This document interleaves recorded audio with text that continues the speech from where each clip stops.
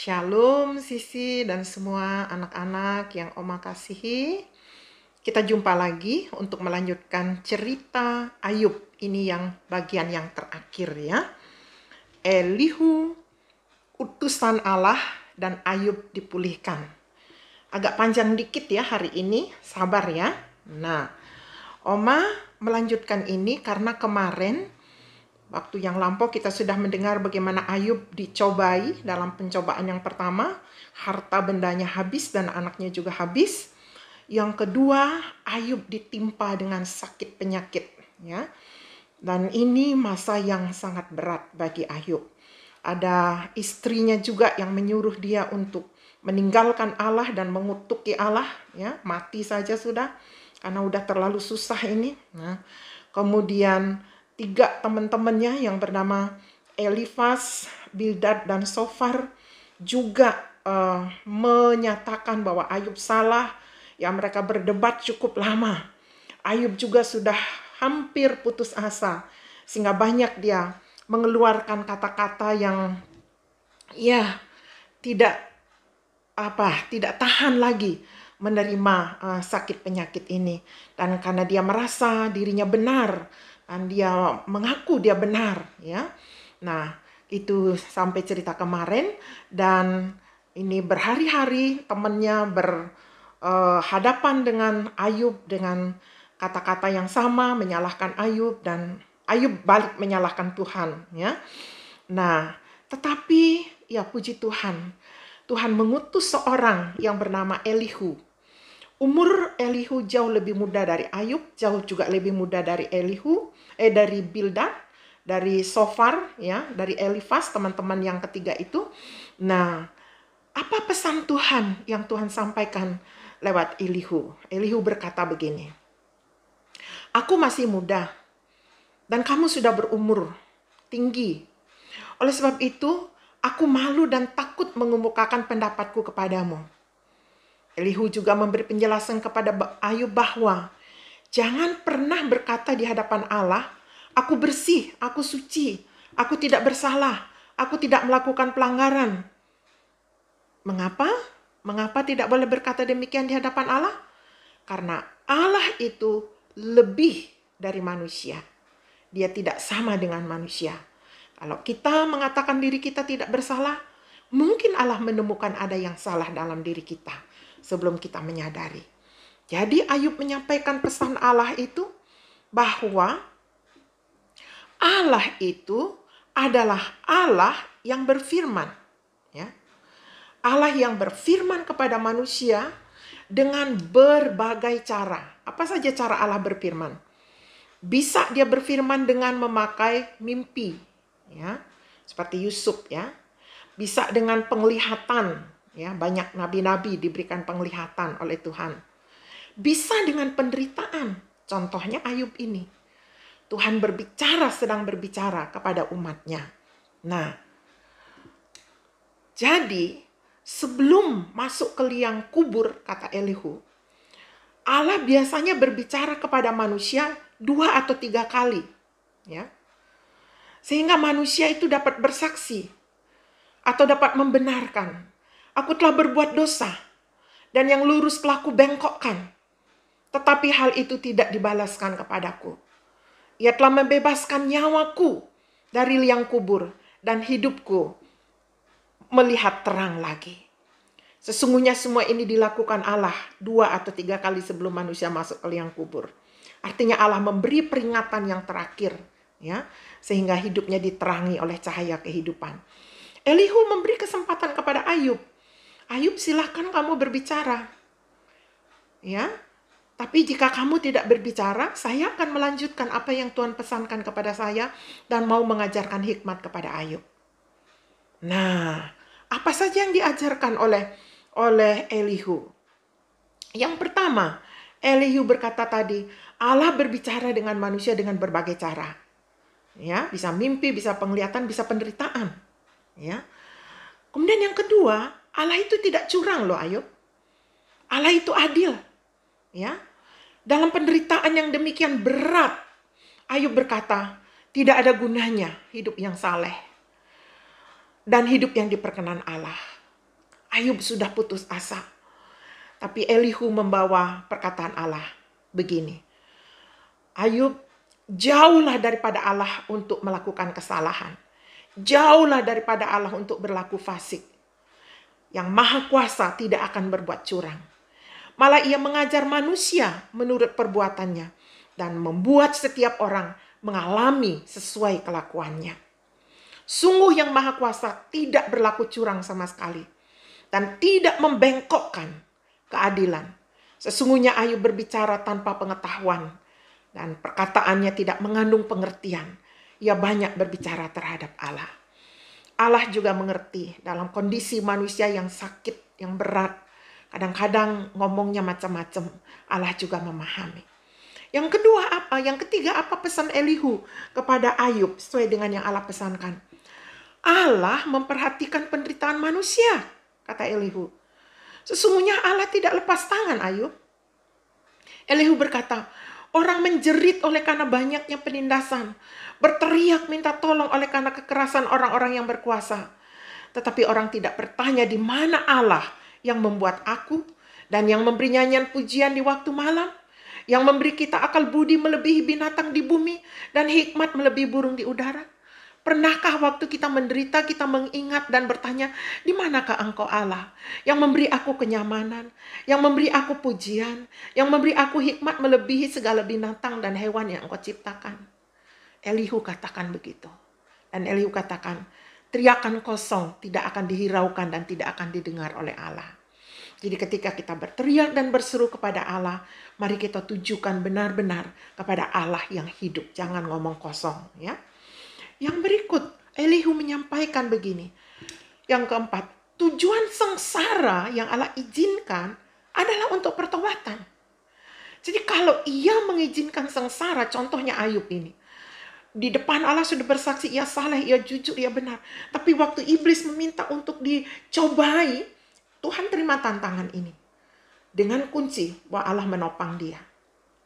Jadi, Allah berbicara lewat kesengsaraan ini. Untuk apa? Menimbulkan pertobatan. Sebentar lihat apa pertobatan yang Ayub buat.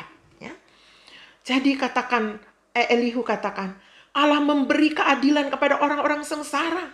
Ia tidak mengalihkan pandangan matanya dari orang benar, tetapi menempatkan mereka untuk selama-lamanya di samping raja-raja di atas tahta, sehingga mereka tinggi martabatnya.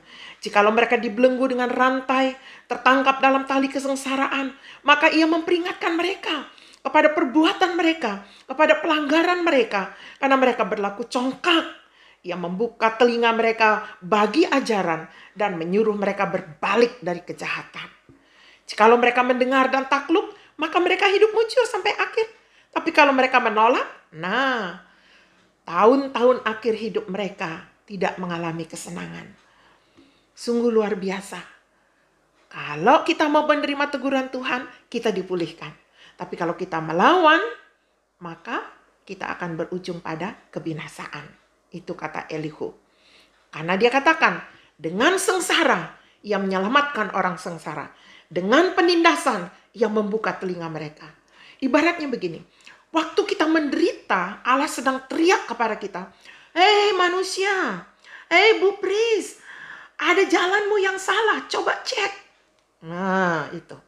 Ketika Bu Pris mau mendengar dan mau bertobat, Bu Pris dipulihkan.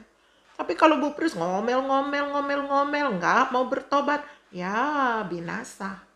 Oke? Nah, yang kelima, Tuhan bicara kepada Elihu untuk Ayub, kemuliaan Allah di alam semesta. Allah mengguntur, suaranya mengagumkan. Ia melakukan perbuatan-perbuatan besar yang tidak tercapai oleh pengetahuan kita. Ia membuatnya untuk mencapai tujuannya, untuk menjadi pentung bagi isi bumi maupun menyatakan kasih setia. Jadi di alam semesta ini Allah sedang berbicara. Mari kita menangkap apa yang dia sedang bicarakan. Elihu katakan, berilah telinga kepada semuanya itu. Hai Ayub, diamlah, perhatikanlah keajaiban yang Allah lakukan. Tahukah engkau bagaimana Allah memberi tugas kepadanya dan menyinarkan cahaya dari awannya? Tahu nggak Ayub? Bagaimana Allah memberi tugas kepada para awan itu? Tahukah engkau tentang melayangnya awan-awan? tentang keajaiban-keajaiban dari Yang Maha Tahu, Yang Maha Kuasa tidak dapat kita pahami. Besar kekuasaannya dan keadilannya. Walaupun kaya akan kebenaran, ia tidak menindasnya. Itulah sebabnya ia ditakuti orang. Orang yang menganggap dirinya mempunyai hikmat tidak dihiraukannya. Artinya Allah melebihi segala-galanya. Dan tidak ada yang bisa melawan Allah, termasuk iblis. Jadi jangan kita manusia yang dikasihnya coba-coba untuk melawan Allah. Ketika Ayub ngomel-ngomel di hadapan Tuhan, lebih baiklah aku gak dilahirkan. Aku ini gak salah. Tapi ketika Elihu menyampaikan khotbahnya, pesan Allah, jawab Tuhan kepada Ayub secara langsung. Ini setelah Elihu berbicara. Nih Tuhan yang langsung menjawab Ayub. Dari dalam badai Tuhan berbicara. Siapakah yang menggelapkan keputusan dengan perkataan-perkataan yang tidak berpengetahuan? Ini dia nyindir Ayub ini. Bersiaplah engkau sebagai laki-laki. Aku akan menanyai engkau supaya engkau memberitahu aku. Allah banyak berbicara kepada Ayub dari kitab Ayub 38 sampai 40. Bu Pris nggak tulis semuanya di sini. Kalau para orang tua ingin menyelidiki silahkan. Apakah si pengecam hendak berbantah dengan Yang Maha Kuasa? Hendaklah yang mencela Allah menjawab. Nih yang suka ngomel-ngomel terhadap Allah diminta jawab ini, termasuk Ayub. Ya. Nah, puji Tuhan Ayub sadar. Ayub merendahkan dirinya. Maka jawab Ayub. Sesungguhnya aku ini terlalu hina, kata Ayub. Jawab, apakah yang dapat kuberikan kepadamu? Mulutku kututup dengan tangan. Satu kali aku berbicara tapi tidak akan kuulangi Tuhan. Bahkan 2 kali tapi tidak akan kulanjutkan. Mohon ampun Tuhan, ampun. Seperti itu kira-kira. Tuhan kembali menantang Ayub. Apakah engkau hendak meniadakan pengadilanku? Mempersalahkan aku supaya engkau dapat membenarkan dirimu? Lalu Ayub menjawab lagi. Ini ayat hafalan yang kita hafalkan. Ini jawabannya Ayub. Aku tahu bahwa engkau sanggup melakukan segala sesuatu dan tidak ada rencanamu yang gagal. Seperti begini. Tuhan, silahkanlah engkau mau buat apa saja untuk hidupku. Karena aku tahu tidak ada rencanamu yang gagal. Itu artinya. Dia lanjutkan lagi. Dulu hanya dari kata orang aku mendengar tentang engkau. Aku menghidupi kesalehan itu karena mendengar kata orang. Ya, baru ceteklah pemikiranku. Tetapi sekarang dengan masuk ke dalam situasi sengsara, ke dalam pencobaan yang engkau izinkan, mataku sendiri memandang engkau, kata Ayub. Oleh sebab itu aku cabut kata-kataku. Semua perkataanku ku cabut dan aku menyesal. Aku mau duduk di dalam debu dan abu. Sepertinya, Tuhan, kalau ini adalah kehendak-Mu dan rancangan-Mu, biarlah aku sengsara di debu, ndak apa-apa. Yang penting aku melaksanakan kehendak-Mu. Hebat. Ayub keluar sebagai pemenang karena Allah menopang. Kehidupan Ayub dipulihkan. Dulu dia punya 7.000 ekor kambing, sekarang punya 14.000, 2 kali lipat. Dulu punya 3.000 unta, sekarang 6.000. Ya. Itu juga teman-teman dari Ayub yang suka menyalahkan Ayub dan juga menyalahkan Tuhan, disuruh minta maaf kepada Ayub. Ya. Ayub diminta mendoakan ke teman itu. Elihu suruh 3 orang itu, ayo bawa korban. Pergi ke Ayub, minta didoakan oleh Ayub. Dan mereka taat. Dan akhirnya mereka dipulihkan dan juga Ayub dipulihkan. Dulu punya 500 pasang lembu, sekarang 1.000 pasang lembu. Dulu punya 500 keledai betina, sekarang punya 1.000.